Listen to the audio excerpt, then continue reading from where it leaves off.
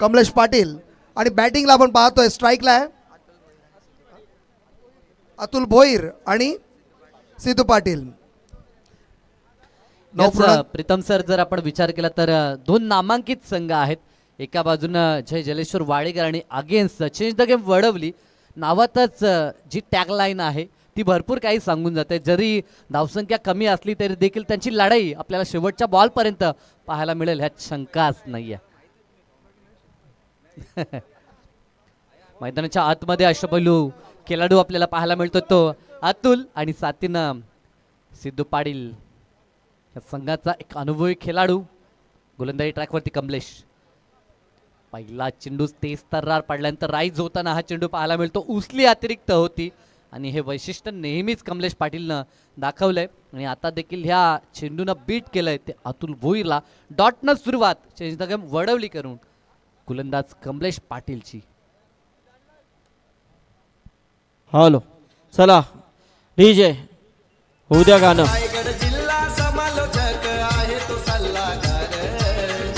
तर इथे हे सेलिब्रेशन होतंय केक कापून विश्वनाथ मस्कर यांचा आणि ही सर्व आमची गावकरी मंडळी आमचे तर अक्षय पाटील आणि अतुल पाटील कोलेगावचे यांच्या वतीने हा बर्थडे सेलिब्रेशन होत आहे। सलग 2 विकेट आमचे मडवी साहेब यांच्याकडनं 500 रुपये असतील।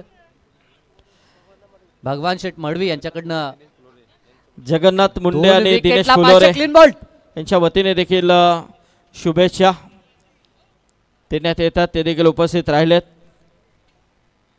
इथे बघू शकता आपण आमचे बुरदुलचे माजी सरपंच बिंदा शेठ पाटील यांच्या वतीने स्पर्धेमध्ये 2 सायकल आम्हाला पुरस्कृत करण्यात आल्यात।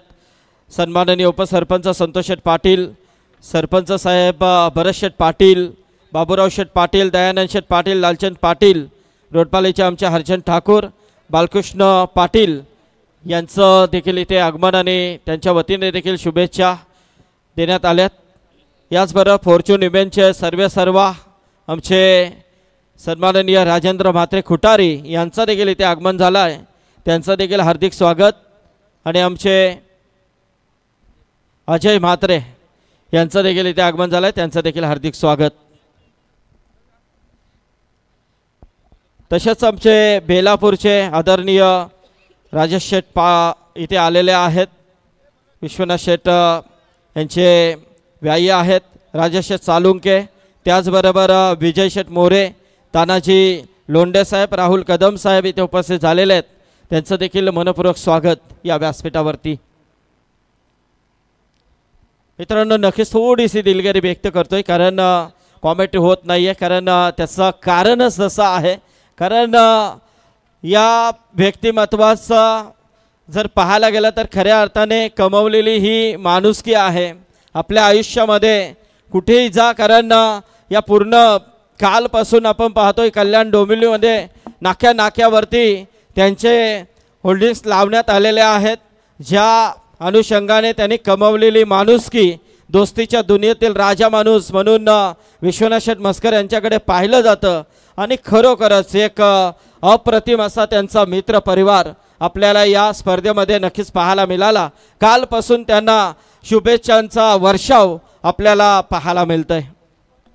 पाऊस पडला नक्कीच आमचे चंद्रकांत दादा सांगतात नागावचे आणि त्यांची देखील चांगली मेहनत आहे चंद्रकांत दादांची या स्पर्धेमध्ये आणि खरोखरच तर जाधव पिंपरीचे या ठिकाणी उपस्थित आहेत, त्यांचं सहर्ष हार्दिक स्वागत। ना बॅक टू क्रिकेट वलू या मैदानाच्या दिशेनं ताकदवर संघ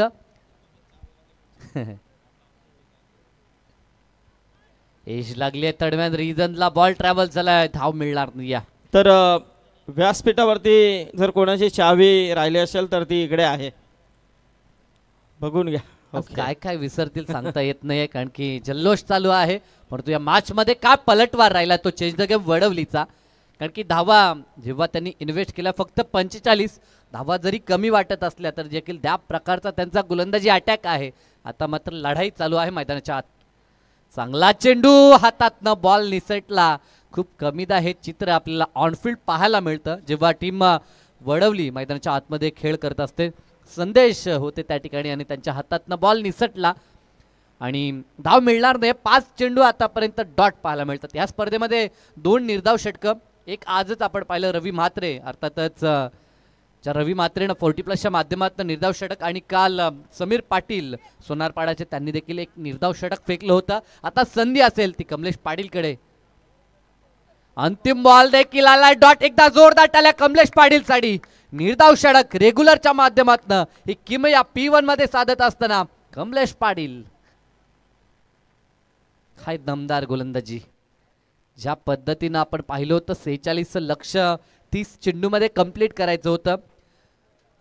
एक मोठा संघ आहे जय जलेश्वर वाडेकर संघाचा विचार केला तर नेहमीच चांगली बॅटिंग त्यांची आपल्याला पाहायला मिळतंय. परंतु आता सिद्धू पाटील देखील चिंतेत आहे की आपल्या साथीदारांनी केलं काय. सिंगल डबलनं किमान डावाला पुढे न्यायचं होतं, ते घडलं नाही. या प्रत्येक बॉलवरती मोठा फटका खेळण्याचा प्रयत्न फसला फलंदाजांचा आणि आता मात्र धावफलकावरती एकही धाव पाहायला मिळत